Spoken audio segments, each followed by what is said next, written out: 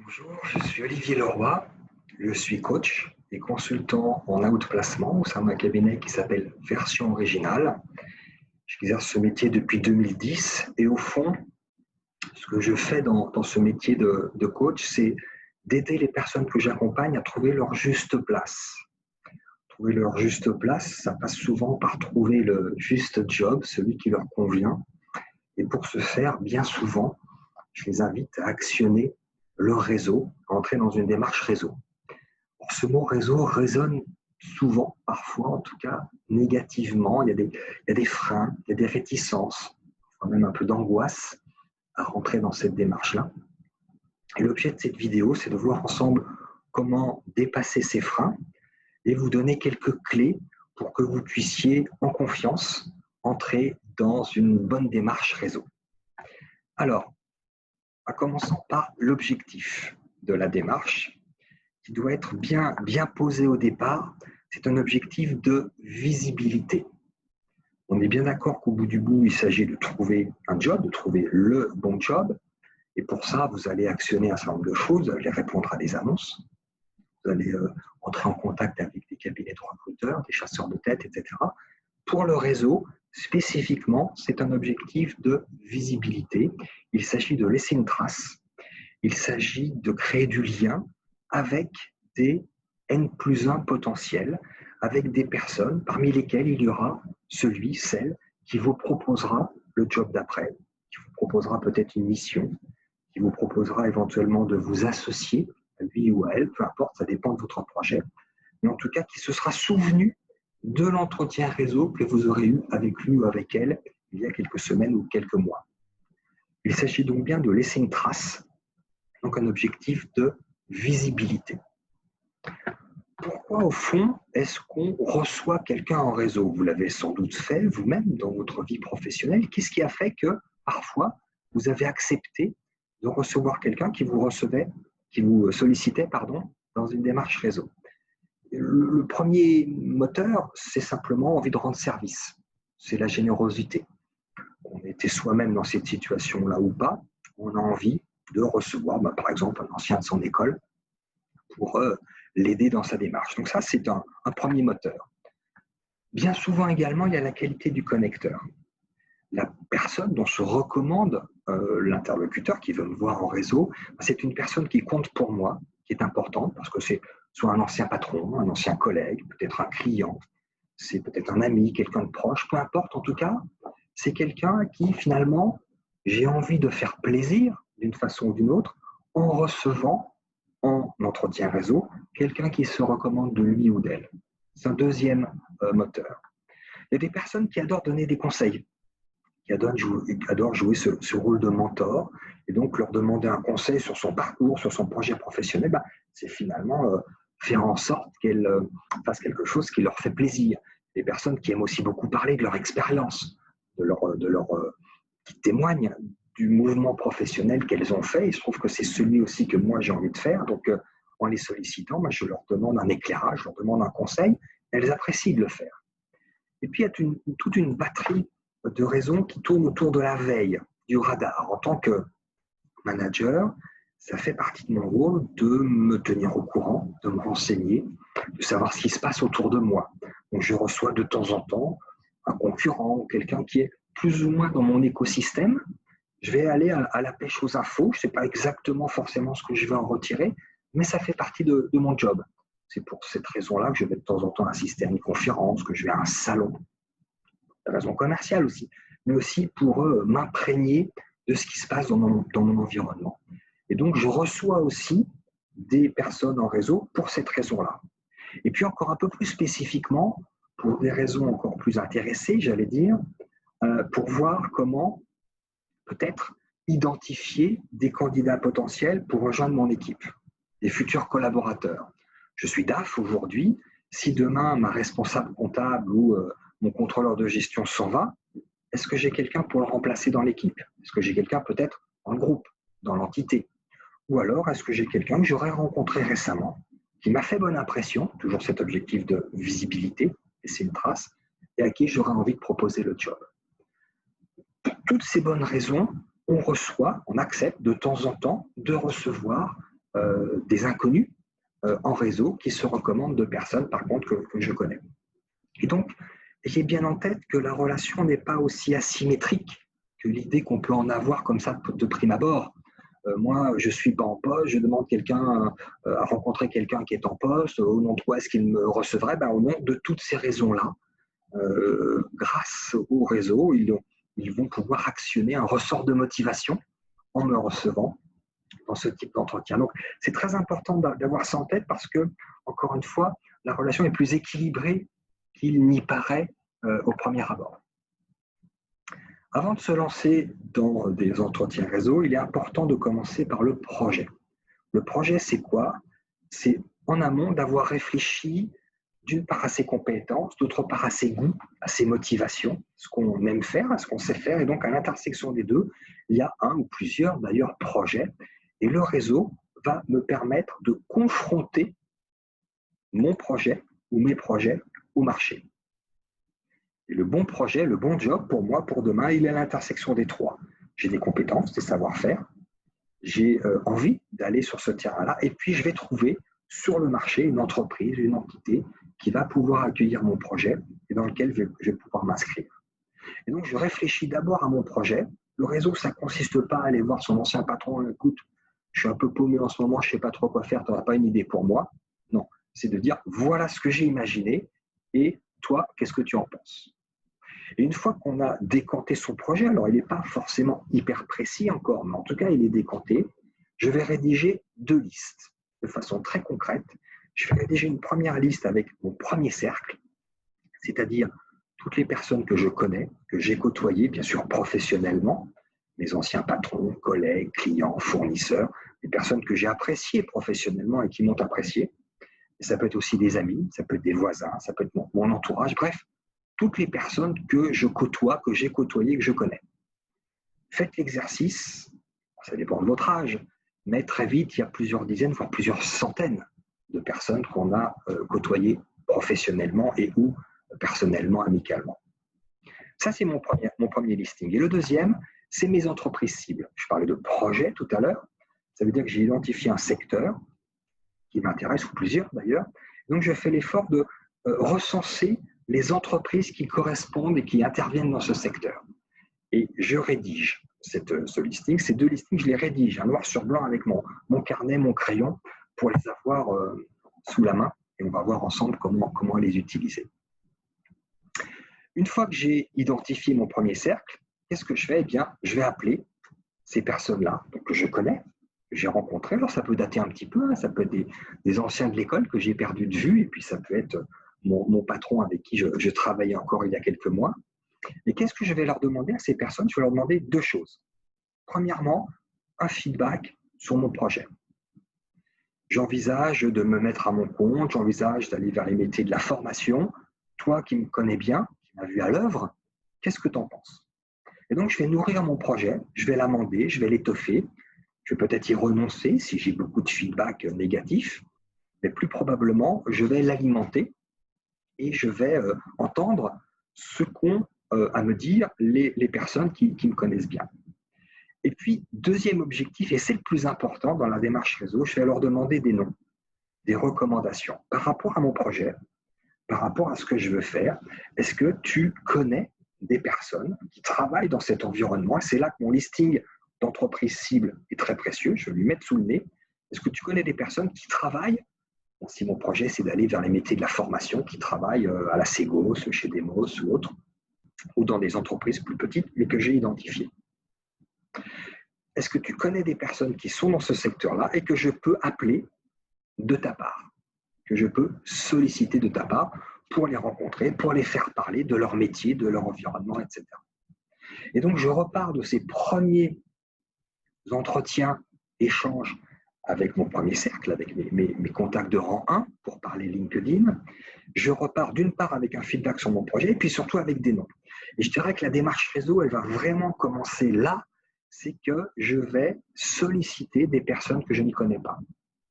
Et tout l'art du réseau, c'est ça, c'est de développer une arborescence de contacts et de se rendre visible auprès de personnes que pour le moment, je ne connais pas. mais qui travaillent dans l'environnement, dans les entreprises que je vise, qui font le métier que je vise ou qui, peut-être encore mieux, ont fait le mouvement professionnel que je souhaite faire. Et à partir de là, je vais prendre mon téléphone et avec la structure de l'appel que je vais vous proposer dans un instant, je peux appeler à peu près n'importe qui, sous réserve d'avoir un connecteur, c'est-à-dire une recommandation. J'appelle de la part de quelqu'un. Et donc, quand l'autre décroche, bonjour, vous êtes bien Barack Obama, en l'occurrence, oui, c'est moi. Je me présente, je suis Olivier Leroy et je vous appelle de la part de un tel ou une telle. Et du coup, en mettant en avant ce connecteur, je ne suis plus tout à fait l'inconnu qui dérange la personne au téléphone. Certes, on ne se connaît pas encore, mais on a quelqu'un en commun. Il y a quelqu'un qui est dans ma sphère professionnelle ou personnelle, d'ailleurs, que j'apprécie, qui m'apprécie, qui m'a donné son nom et que lui aussi connaît. Donc, on a un lien grâce à ce connecteur. C'est mon sésame qui permet d'ouvrir la disponibilité de mon interlocuteur. Et à partir de là, je déroule l'objet de mon appel, c'est-à-dire très clairement quelques phrases, quelques éléments sur mon parcours, mais rapides, en sélectionnant ce qui peut intéresser mon interlocuteur, pour créer de l'intérêt, pour créer du lien toujours. Écoutez, j'ai une expérience dans tel ou tel domaine, j'ai en particulier travaillé dans tel pays ou sur tel projet ou dans tel environnement. Mon projet aujourd'hui, c'est d'évoluer dans tel autre secteur, en particulier, je vise tel type de job dans telle entreprise. Vous-même êtes un expert de ce secteur, de cet environnement. C'est pourquoi j'aimerais vraiment pouvoir vous rencontrer, avoir un rendez-vous avec vous. Le réseau, c'est physique, on se rencontre, hein, toujours l'objectif de visibilité. J'aimerais qu'on puisse se rencontrer pour parler de ce secteur, de cet environnement. Et là, attention à ne pas être trop générique, mais à donner quelques clés d'entrée, quelques angles d'attaque qui montrent que vous avez un point de vue, que vous avez des choses certes à apprendre, mais que vous y avez réfléchi, qu'il y a des choses à partager avec votre interlocuteur. Et puis vous finissez l'entretien téléphonique simplement par les aspects pratiques, la date, le jour, bien sûr le lieu du rendez-vous, et vous bouclez ça avec une confirmation par Outlook, par SMS ou par email, comme vous le souhaitez. Donc vous avez, grâce à votre sésame, grâce à la dynamique aussi de la voix, à l'énergie que vous avez fait passer durant cet appel téléphonique, grâce à la clarté de votre demande, ça c'est hyper important, que votre interlocuteur comprenne ce que vous attendez de cet échange et qu'il soit à l'aise pour vous le fournir, pour vous le donner. Donc c'est un témoignage, c'est des informations, c'est un point de vue, ça c'est des choses qu'il peut faire sans aucun problème. Une fois que vous avez obtenu votre rendez-vous, il s'agit de le préparer. Et le boulot de candidat à l'entretien réseau, c'est un boulot de journaliste finalement. Vous allez préparer une interview. Vous allez préparer des questions, vous allez voir le profil LinkedIn bien sûr de votre interlocuteur, vous allez le googliser et puis vous allez préparer 10, 12, peu importe questions par rapport à la thématique que vous avez laissé entendre lors de l'appel téléphonique. Et donc au démarrage de l'entretien, donc là on est en physique, on se voit, hein, entretien de visibilité. Merci beaucoup, je vous rappelle, c'est grâce à monsieur ou madame un tel qu'on se voit aujourd'hui. Vous disposez de combien de temps? 3 quarts d'heure, parfait. Et vous rebalancez, entre guillemets, votre pitch, donc très rapide, ce que vous avez dit au téléphone, quelques éléments d'expérience professionnelle, en faisant ressortir ce qui risque le plus de l'intéresser, en présentant votre projet, vers quoi vous voulez aller, et du coup, pourquoi vous rencontrez cette personne, donc quelles sont vos attentes par rapport à cet échange. Est-ce que c'est de le faire témoigner du virage professionnel qu'il a fait? Est-ce que c'est un échange sur les grands enjeux du moment? C'est par rapport à un article ou un élément d'actualité qu'on voit un petit peu partout dans la presse et sur lequel vous lancez donc votre entretien, donc vous lancez votre première question. Un entretien de type réseau est assez différent dans la répartition du temps de parole d'un entretien de type recrutement. Je veux dire par là que vous qui sollicitez l'entretien, vous allez poser les questions, donc c'est peut-être 25% du temps. Un entretien de recrutement, c'est la DRH ou c'est le chasseur de tête qui pose des questions, et vous, en tant que candidat, vous occupez 75% de l'entretien. Vous êtes là pour valoriser que vous êtes le bon candidat et que votre expérience est en phase avec ce qu'attend votre interlocuteur. Là, c'est l'inverse. Vous allez poser des questions, vous allez vous intéresser à votre interlocuteur et vous allez prendre des notes. Bien sûr, si dans l'échange, il y a un sujet sur lequel vous avez une belle réalisation, une belle expérience, une belle réussite à mettre en avant, ne vous privez pas de le faire. Ce n'est pas le cœur de l'échange. Vous n'êtes pas là pour occuper l'espace avec votre carrière et votre parcours, mais si à un moment donné, il y a une fenêtre de tir, vous y allez. Parce que la trace que vous avez laissée, vous allez laisser, elle va aussi être liée à ça. Si votre interlocuteur vous dit, moi, la génération Y, là en ce moment, ces fameux millennials, j'avoue que je ne sais pas trop comment les prendre. J'ai beaucoup de mal, j'en ai rencontré quelques-uns et je n'arrive pas à les manager. Que vous-même, vous avez une expérience sur la matière, vous avez quelques succès, vous avez quelques trucs, vous avez quelques savoir-faire à partager, n'hésitez pas à le faire. Votre interlocuteur va prendre des infos qu'il n'attendait pas forcément d'ailleurs, mais qui sont utiles pour lui et qui valorisent votre expérience et votre profil. Donc, tout l'enjeu de ce type d'entretien, ça va être effectivement de naviguer entre la qualité de vos questions, la qualité de votre écoute, la qualité de vos relances, la compréhension des problématiques et puis placer quelques réalisations parce que ça va valoriser et ça va, je vous rappelle l'objectif, laisser une trace, ça va faire en sorte que votre interlocuteur se souvienne de vous. Comment conclure ce type d'entretien? Je vais faire un focus là-dessus parce que c'est vraiment important. Premier point, vous résumez ce que vous avez appris de l'échange. Écoutez, merci beaucoup. Grâce à cet échange, j'y vois plus clair sur tel ou tel aspect. J'avais peut-être sous-estimé cette dimension-là. Ça va beaucoup m'aider pour la suite. Deuxième point, une phrase du genre « Si dans votre entourage, il y a quelqu'un qui est intéressé par mon parcours ou par les entreprises dans lesquelles j'ai travaillé, n'hésitez pas à lui donner mes coordonnées, numéro de téléphone, qu'il ou elle m'appelle de votre part, je recevrai cette personne avec grand plaisir. » Donc vous indiquez à votre interlocuteur que vous êtes prêt à lui rendre l'appareil. Ce qu'il a fait pour vous en vous recevant dans le cadre d'un entretien réseau, vous êtes tout à fait partant pour faire la même chose pour quelqu'un de son entourage.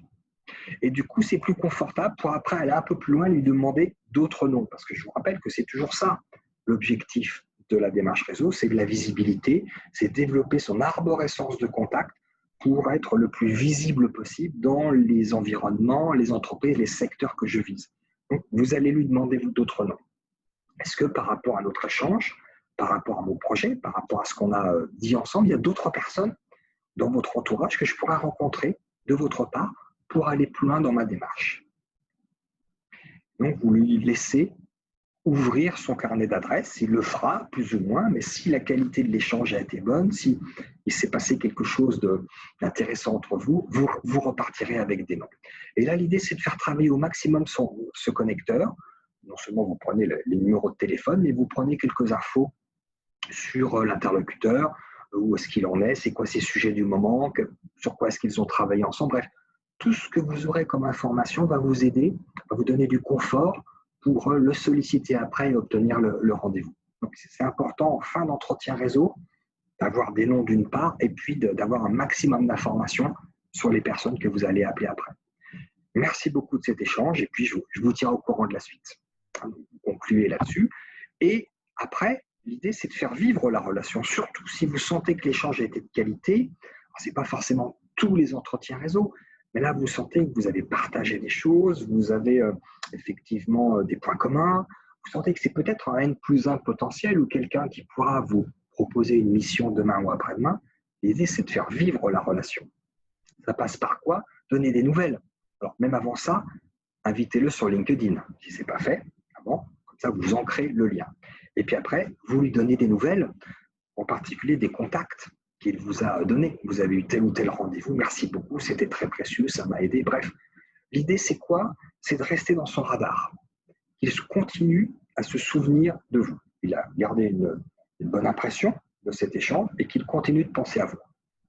Et donc, plutôt que d'appeler de temps en temps, tiens, vous en êtes où? Est-ce que ça bouge chez vous? Là, je suis en position de demandeur, donc ça, j'évite. Mais je me mets plutôt en position de lui procurer, lui donner des infos sur le marché, sur ce dont on a parlé dans notre échange, dans notre entretien réseau. ben, tiens, je tombe sur un article sur Internet qui a lien, qui a trait à ce qu'on a évoqué ensemble. Je lui fais suivre en disant, j'imagine que ça pourra vous intéresser. Plutôt que de demander, est-ce qu'il n'y a pas quelque chose qui s'ouvre chez vous, je lui donne des informations et je renforce mon statut d'intéressé et de compétent même sur tel ou tel sujet.